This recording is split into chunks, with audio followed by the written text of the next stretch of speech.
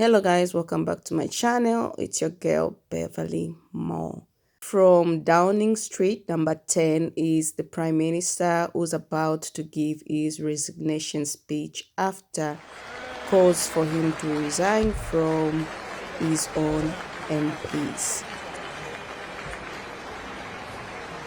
That there should be a new leader of that party and therefore a new Prime Minister. And I've agreed with Sir Graham Brady, the chairman of our backbench MPs. Choosing that new leader should begin now. And the time is announced next week. And I've today appointed a cabinet to serve as I will until a new leader is in place. So I want to say to the millions of people who voted for us in 2019, many of them voting for the first time, thank you for that incredible mandate. The biggest Conservative majority since 1987, the biggest since 1979. And the reason I have fought so hard in the last few days to continue to deliver that mandate in person was not just because I wanted to do so, but because I felt it was my job, my duty, my obligation to you to continue to do what we promised in 2019. And of course, I'm immensely proud of the achievements of this government, from getting Brexit done to settling our relations with the continent for over half a century, reclaiming the power for this country to make its own laws in Parliament, getting us all through the pandemic, delivering the fastest vaccine rollout in Europe, the fastest exit from lockdown, and in the last few months, leading the West in standing up to Putin's aggression in Ukraine. And let me say now to the people of Ukraine that I know that we in the UK will continue to back your fight for freedom for as long as it takes. And at the same time, in this country, we've been pushing forward a vast programme of investment in infrastructure and skills and technology, the biggest in a century, because if I have one insight into human beings, it is that genius and talent and enthusiasm and imagination are evenly distributed throughout the population, but opportunity is not. And that's why we must keep levelling up, keep unleashing the potential of every part of the United Kingdom. And if we can do that in this country, we will be the most prosperous in Europe. And then I'll persuade my colleagues that it would be eccentric to change governments when we're delivering so much, and when we have such a vast mandate, and when we're actually only a handful of points behind in the polls, even in mid-term after quite a few months of pretty relentless sledging, and when the economic scene is so difficult domestically and internationally. And I regret not to have been successful in those arguments, and of course it's painful not to be able to see through so many ideas and projects myself.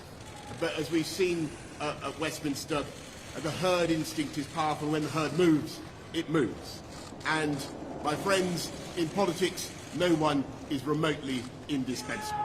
And our brilliant and Darwinian system will produce another leader equally committed to taking this country forward through tough times, not just helping families to get through it, but changing and improving the way we do things, cutting burdens on businesses and families, and yes, cutting taxes, because that is the way to generate the growth and the income we need to pay for great public services. And to that new leader, I say, whoever he or she may be, I say I will give you as much support as I can. And to you, the British public,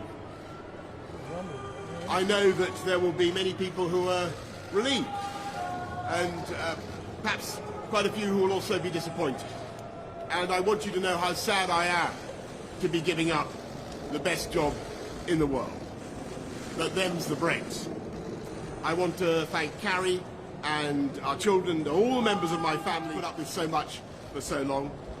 I want to thank the peerless British civil service for all the help and support that you have given our police, our emergency services, and of course our fantastic NHS, who at critical moments helped to extend my own period in office, as well as our armed services and our agencies that are so admired around the world, and our indefatigable Conservative Party members and supporters, whose selfless campaigning makes our democracy possible. I want to thank the wonderful staff here at Checkers, here at number 10, and of course at Checkers, and our fantastic crop force detectives, the one group, by the way, who never leave. Above all, I want to thank you, the British public, for the immense privilege that you have given me. And I want you to know that from now on until the new Prime Minister is in place, your interests will be served and the government of the country will be carried on. Being Prime Minister is an education in itself. I've travelled to every part of the United Kingdom, and in addition to the beauty of our natural world, I've found so many people possessed of such boundless British originality and so willing to tackle old problem ways that I know that even if things can sometimes seem dark now, our future together is golden. Thank you all very much. Thank you.